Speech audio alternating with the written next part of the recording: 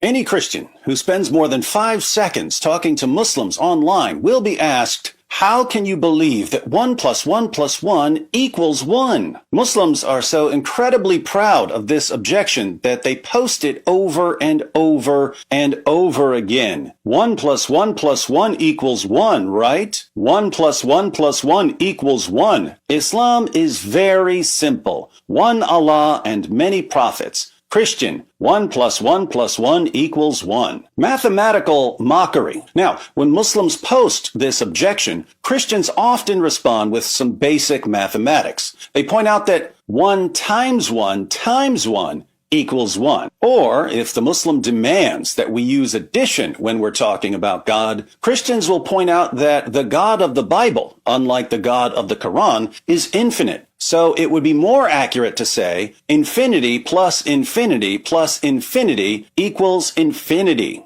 According to Islam, Allah has literal body parts. Their scholars will admit that Allah has a literal shin, a face, a foot, or 2 feet, depending on whom you ask, 2 right hands, and so on. So Allah described in the Quran that He has a face. Allah described in the Quran that He has 2 hands. Allah says in Surah Al-Qalam that on the day of judgment, Allah Azza wa Jal would uplift and show His leg. Following the method that Muslims use, then, we would say that Allah's body parts add up to one Allah, which means that if Allah has 10 body parts, 1 plus 1 plus 1 plus 1 plus 1 plus 1 plus 1 plus 1 plus 1 plus 1 equals 1. But Allah gets even more confusing because Allah is more than one, not just in body parts, but in other kinds of attributes. Allah has 99 names. So He's one in nature, but 99 in name, which means that 99 equals 1 in Islam. What about the Quran? How many surahs are there in the Quran? Muhammad's companion Abdullah ibn Masud